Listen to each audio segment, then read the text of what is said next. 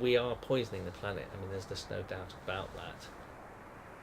They're going to be with us for the next 400 or 500 years. Experts are warning they can release toxins. A worldwide deluge of plastic. There needs to be a global shift. Marine litter is a worldwide problem, With potentially devastating effects. So much plastic to be produced needlessly. We are now eating plastic. Choking in plastic. Plastic. plastic, Plastic. Plastic. We need to stop.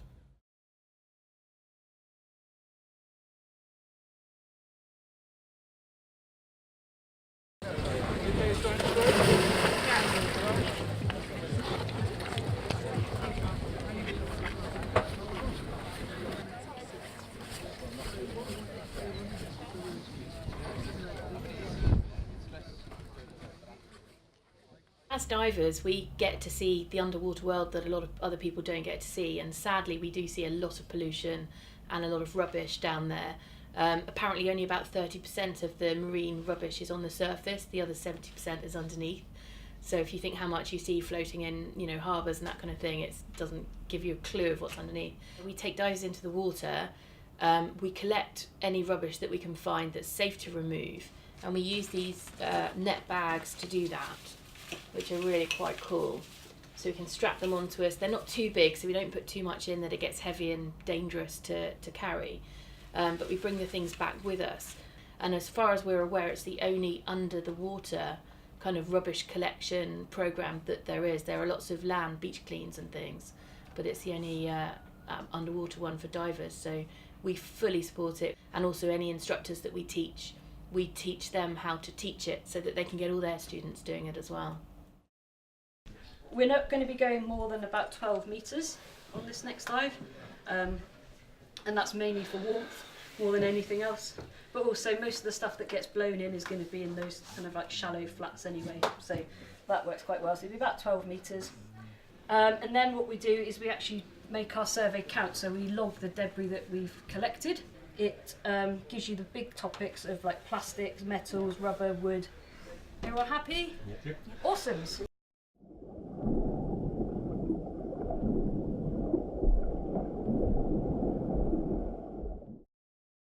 So, I mean, this is definitely a global problem, and I guess the issue is that all of the waterways in the world are all connected one way or another. So if somebody drops a crisp packet on the street here in Basingstoke and it flows into a drain, it can end up in the ocean, and it can end up in the Pacific or the Indian Ocean, depending on which currents pick it up. So everything's interlinked, so it doesn't matter where the rubbish is being created or the pollution is going in, it can affect all of the waterways on Earth. We have a situation where there's a rubbish truck full of plastic going into the ocean every minute. It gets blown by the wind, ends up in the rivers take everything down to the sea, and there it all ends up. And literally the seas are filling up with plastic.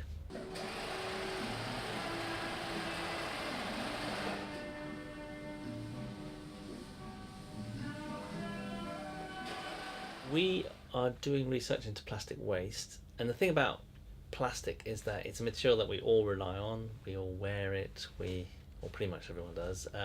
We drive around on it in the form of tyres.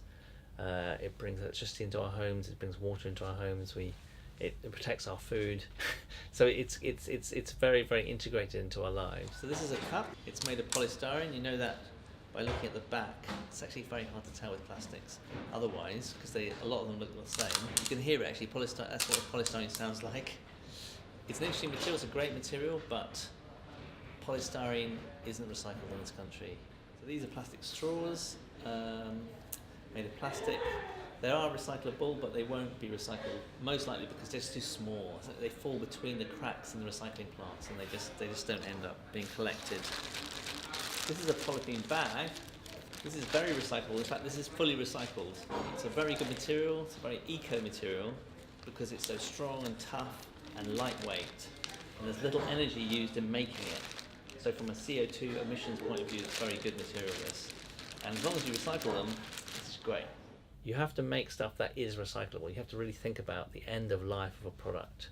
And that just hasn't been happening in the UK until now. Now all the companies are waking up to it. All the supermarkets, all the retailers are starting to wake up to the fact that you cannot produce things that are overly complicated and unrecyclable.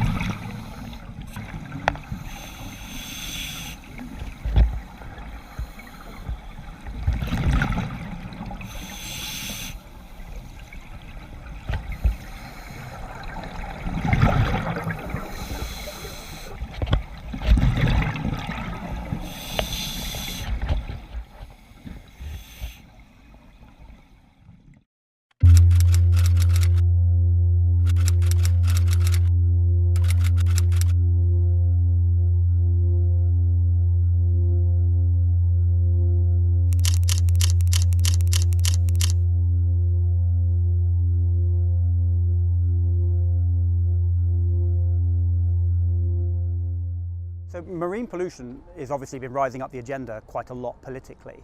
I would say it's still early days for policymakers figuring out what sorts of policy responses can directly tackle marine pollution. I think the obvious biggest change is that climate change, environmental impact has become a much more mainstream political issue. If you go back to sort of the 70s and the 80s, it was seen as a fringe issue. You know, the Green Party, the bastions of environmental policy were a much lonelier group in the political landscape.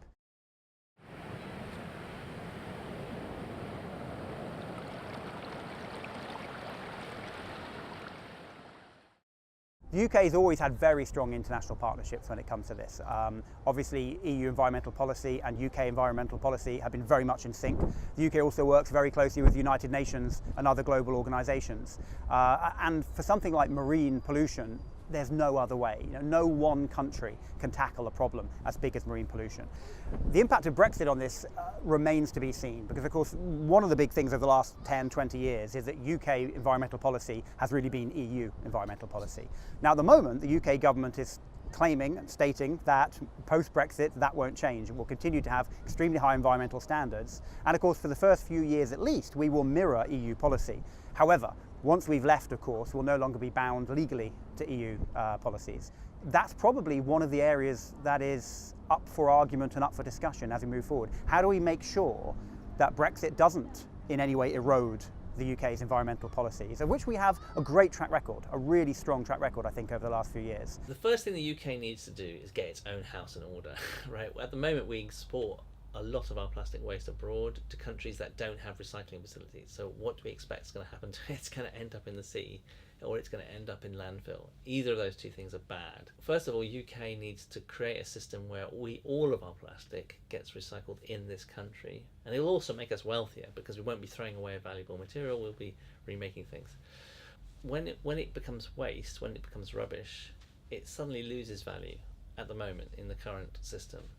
And then you have to pay someone basically to take it away. In fact, we ship most of our waste abroad because even within the UK, we feel that there's so little value in it. Concepts such as the circular economy, companies and organisations starting to view things like plastic waste not as waste, but as a resource. If we're going to limit our impact on the planet, if we're going to stop taking resources in a non-sustainable way, we have to recognise that actually there is no such thing as waste. And that's the problem. So our research is into trying to work out how do you make plastic, which is a really valuable material, have value all the way, even when it's waste, even when it's not wanted anymore, so that then we can make it into new things. Shift our economy into a more circular economy way of thinking. I think that's probably the biggest single driver that will enable us to start to clean up our act when it comes to pollution and litter. Because if it's got value all the way around the system, people will use it. They will collect it. They will repurpose it, and they will remanufacture it into new objects.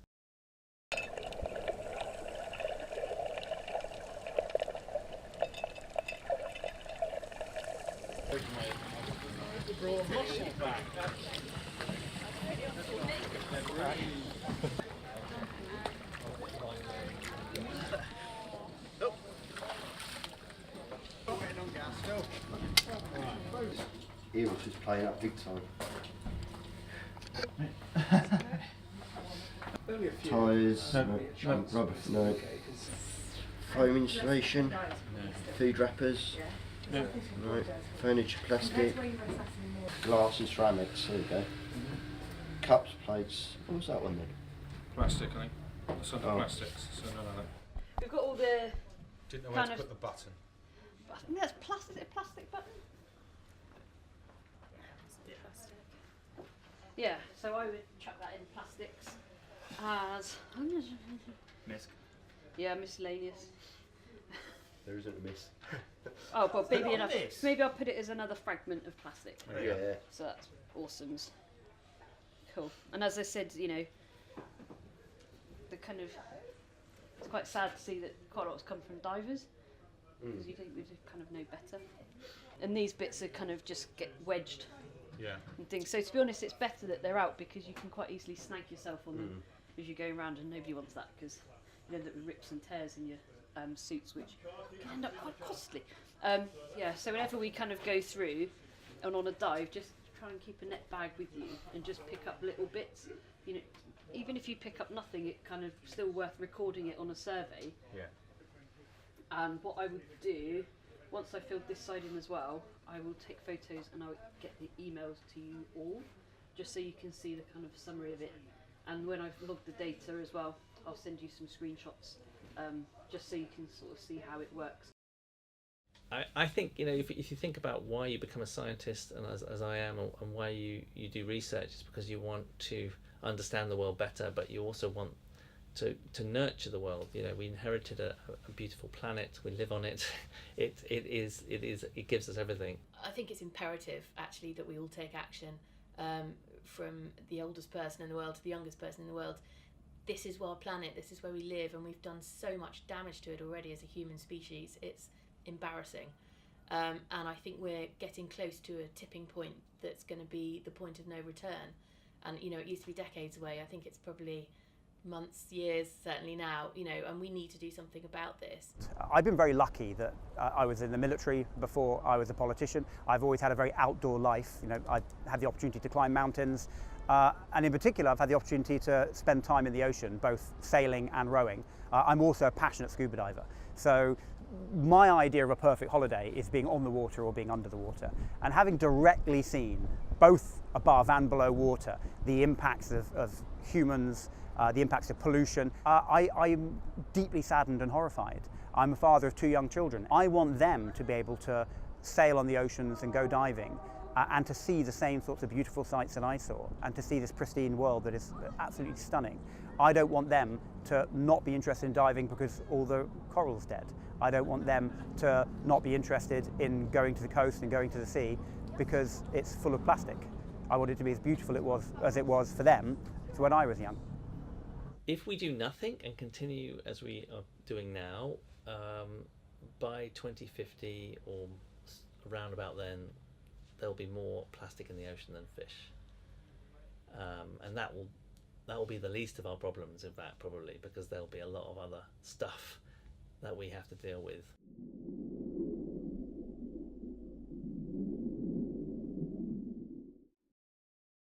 Planet Earth and its future.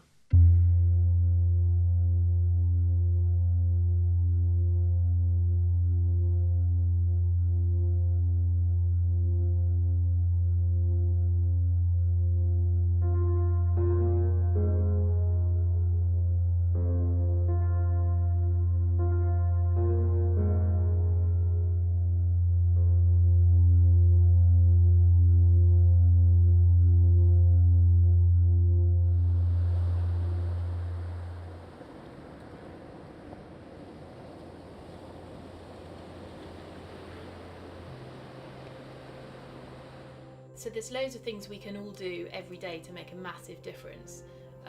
The first and most obvious one is just not using single-use plastics. So have a reusable coffee cup, say no to plastic straws when you go out to a cafe or a pub or something. And also things like not using cling film to wrap food. You know, you can get these incredible beeswax covers now that you can just rinse and reuse, and it works out much cheaper as well. And actually a lot of these things will end up saving you money as well as doing good for the environment.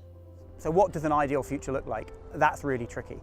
On the one hand, I think we do need to get people, individuals, to take more responsibility for the decisions that they make. It's very easy to say that you're upset about plastic in the oceans while drinking water from a plastic bottle that you then throw in the bin. So I think personal responsibility is something that we are going to have to see grow. The message I would give to people is please recycle your plastics for a start, because it's the first sign that you care about the planet. You're so wealthy, really, compared to your ancestors who come before you. You have so much material wealth. This is the least you can do, is to actually just look where you're going to put something at the end of the object's life. Everyone can do something, because if you do that, it really will make a difference.